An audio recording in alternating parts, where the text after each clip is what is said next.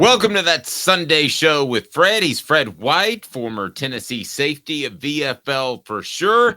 And we're going to break down Tennessee's 45-14 win over UTSA, University of Texas, San Antonio. And Fred, I thought there were a lot of good things, still some things to work on. I want to talk about Joe Milton, Dylan Sampson, Tennessee's defense. But Fred, first of all, just your big picture view of the game. What did you think? Well, I mean, I thought first of all, we won 45-14. I'll take that win. I thought we need to get 40 points on the board in order to just get back in the habit of doing so.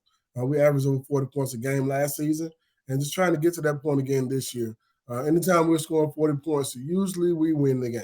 You know, our percentages go up.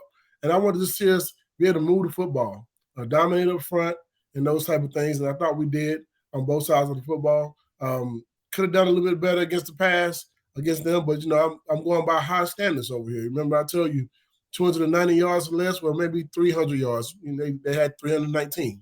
So I'm okay with what our defense did, but this is UTSA. They are going to make a few plays, but I like to see us dominate a little bit better. Yeah, and I completely understand that. And there was, Tennessee dominated in the first half, and then there was a bit of a cold streak from Joe Milton. And we've seen those in almost every game where there's been 6 to 8 passes that he's struggled with. Now, sometimes there were drops, as you pointed out, but sometimes not. If Tennessee can just get that part of it together and take out those little streaks, how close are they to being really good?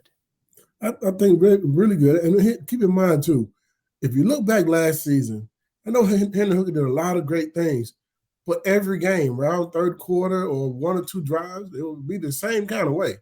It would just be an off series. And we had a few of those with Hendon. We just hit so many big plays that you didn't even look at those little ones. And I went back and had to go look at some of the games from last season and see that for myself. But going into this one, I do. That's one part of the game that we need to change. That third quarter has always been paramount for us, as far as I think coming out in the third quarter, we have been not so well in our first few drives. And that's going all the way back since Josh got here. And I'm not saying that from a standpoint of I don't know what they're doing in coaching. I'm just saying that we maybe came out flat. We have been so successful in the first half or those type of things. We came out a little flat in the second half.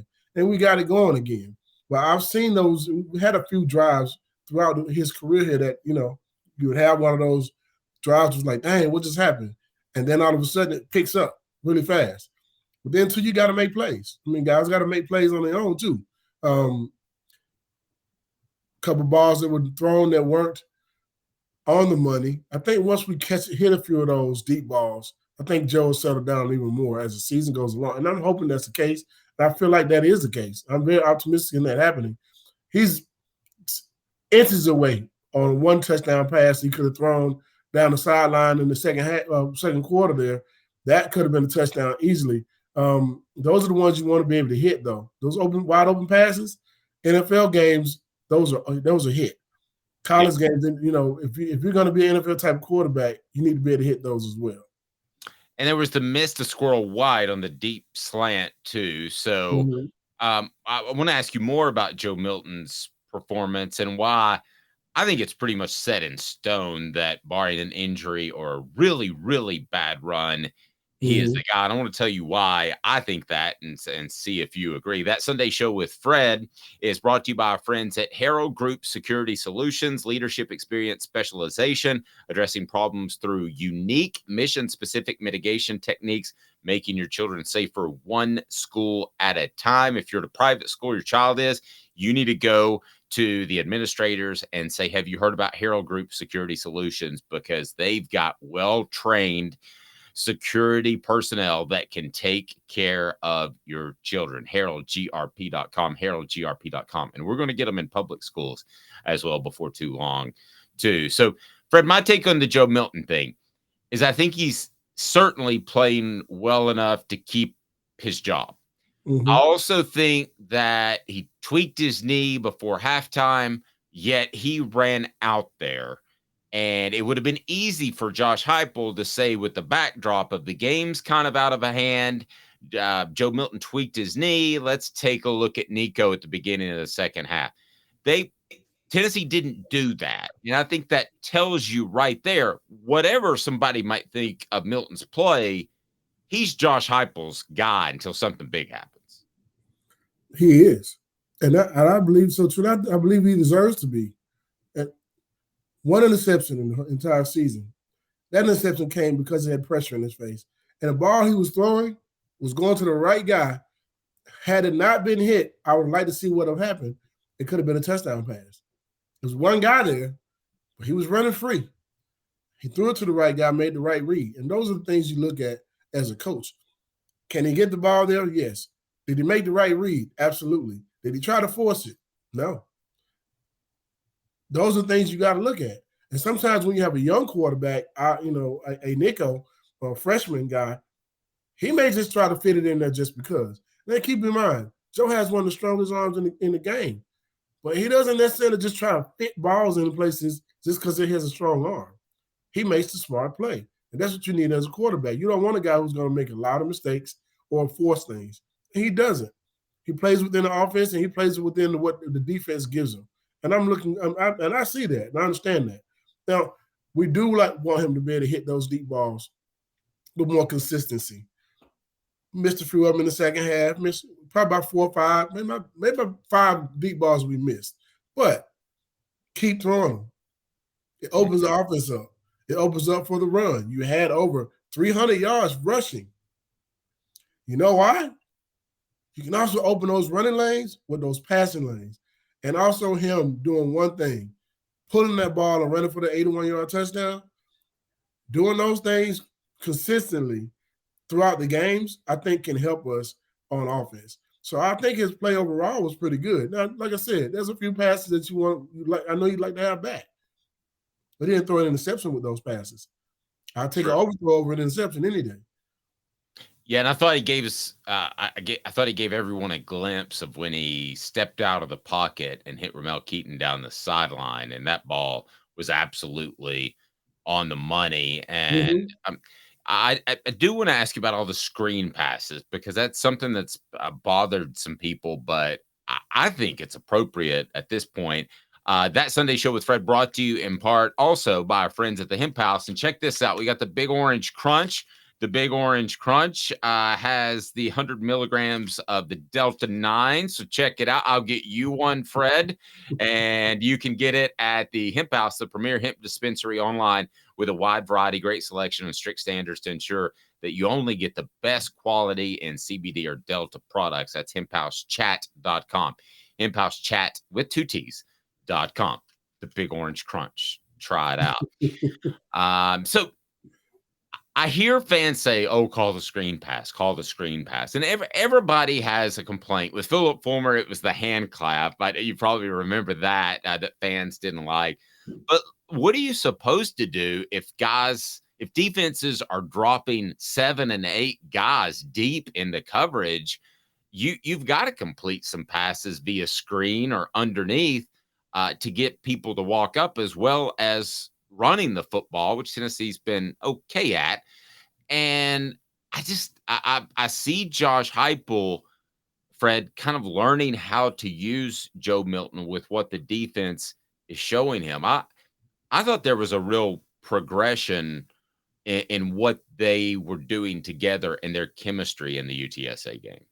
I got a question. I got something for the fans. Hey, fans, are you off the Josh Heupel bandwagon or something? Did you not watch last season? They shouldn't be. No. Running the same plays, running the same type of offense. We did the same thing last season. Same exact thing. When those plays opened up, so did the offense. Same type of thing. I'm on the Josh Heupel train. If you're not on the Josh Heupel train, you need to go and get it. Don't say VFL no more if that's the case. Yeah, I'm on the Josh Heupel train, and I'm watching what we're doing. I'm looking at the offense move the ball through those things. You got to get first downs first in order for us to be able to move hyper speed and fast, right? Mm-hmm. So those screen passes are getting us the first down so you can go faster now. I'm okay with that. But it also takes the whole entire football field with this offense. What it does is it stretches you both sides. You got to make open field plays in one-on-one against our guys. And if you miss a tackle, it could light the scoreboard up. Guess what? It works. It's working. And I'm okay with it. I'm okay with that part of the offense because you're putting the ball in the hands of guys like Brew McCoy, Squirrel White, some of our best one-on-one guys. We need the ball in their hands. It's also an extended run play, pretty much. Instead of running the sweep, you're running the screen pass. But those screen passes open up other things, and it makes you realize we got to cover the entire football field, which also opens up lanes for our running backs. Absolutely. It's called strategy. If you don't understand the strategy of the game, I understand what you're getting. But I'm not here to appease our fan base. I'm here to win football games. And I hope that's what Josh Heupel's thinking. I'm pretty sure he is, and his whole coaching staff. We're here to win football games. I don't care how pretty it is, as long as there's a W on the board. That's all that matters to me. Nope. Well said. And Tennessee's coaches, I thought, offered the Roadrunners a little bit of a hint last week. Said Dylan Sampson knows, I'm paraphrasing, knows what we think of him as coaches, and he's going to get the ball in his hands. And sure enough, he did. He got lost in the shuffle for some reason against Florida. They were nicked up, but I think it was just maybe bad personnel management, to be honest with you. That guy is pretty darn good, Fred. The more times he touches the ball, the more touchdowns he's going to make. I've been saying it before the season started. What name did I call on the running backs? We talked about running backs. Dylan, you said it. We got two guys that are up for a Doak Walker Award, as watch lists. We got a guy who hadn't touched the ball as much as them, who's just as good, if not better. But I think they all bring something different to the table. I like to see you be able to spread it, and not put too many hits on one guy. But I do want to see Dylan Sampson get more run. I think he's a man, and that's not taking anything away from the other guys. They do a great job. I think Small is really good between the tackles. I think Jalen Wright can hit those long ones. I mean, they both can do a lot of good things. Dylan just seems to be a little. He got something. He got that special to him for some reason. He just got it. He's got a little wiggle. I think he's faster than Jabari Small and Jalen Wright. He had the most carries against UTSA with 11. Can he be a tailback at his size? He's not incredibly big. He's not as big as the other guys. He's about 5'11", 190 pounds. Can he be a guy who carries the ball 18 to 20 times? I think he can, but I think he gives you more things than just running the ball out of the backfield. I think he's a mismatch when it comes to a linebacker trying to cover him on a pass route. You may have to take your nickel back to cover him, which also opens up things for us too if you can do that. I think he just gives us better mismatch possibilities than the other guys. He is a little smaller, but he just has a different skill set. Like I said, I think those other guys are tougher between the tackles. I think they give you those things from tackle to tackle. I think Dylan gives you things outside of that. Well, you can line up in the slot. You can line up and run screens with him. I think a screen route to Dylan is a little bit different than it is to Small or Wright. This is my opinion. And I think that he can do those things. Can he carry the ball 20 times a game? I don't know if I want him to. Yeah. Maybe touch the ball 20 times a game would be better said than carrying it 20 times a game. That's catching the ball out of the backfield and those type of things as well. Use them in different ways. I don't want him carrying the ball 30 times in a game. I think 14 to 15 carries a game is about where I want to see him, because I do want to see those other guys give what they have also, because it keeps our guys fresh. But if we're going to be throwing the ball to a running back, I think Dylan needs to be in the game. That's just my thought. I would like for him to be in the game if that's the case. No, I agree. And Tennessee defensively yesterday with 7 tackles for a loss. They also put all kinds of pressure on both of UTSA's quarterbacks, 4 sacks. And but there was a lapse there in which they gave up 2 drives. Now, I think that's understandable, but I don't think you necessarily do. As I remind everyone, that Sunday Show with Fred is brought to you by Harrell Group Security Solutions, making your children safer. Mention Harrell Group Security Solutions to your school administrators, and they can do that with their trained professional security team. Fred, I think it's understandable when you're up 31-0. There's a quarterback change, which that makes their offense a little bit different. I can understand Tennessee giving up a couple of drives, really just two significant drives that began the second half. I'm curious what your thoughts are on that mindset, because I know you don't want to give up any drives at all. I don't. But at that point, you know, if a team is down that much, you think they're going to be trying to throw the ball anyway. So which means they're going to amass a few more yards. They're going to hit a few plays. I mean, they are Division I football players. Also, they're going to make a few plays. But I like to see a few things that I noticed. And just watching film, and I got to give some credit also, by the way. Aaron Beasley gets downhill fast, and he makes some plays, man. And I like how he gets to the ball, as well as Elijah Herring played well yesterday. He did. He did a good job. Still, I'm going to get better on his angles. He's coming. Just get better on your angles. Straight line, son. Don't run around it. Straight line. I like to see those things happen. And the other thing is, I'm talking about my linebackers here. I watch them very closely, just trying to figure out how we can get better at helping in the run game and those type of things. They did a good job of getting down here. Aaron Carter, I think, is going to be a superstar at some point. But I also realize now why we miss Peely. Because experience, understanding that I know it's run, believe what I see, go.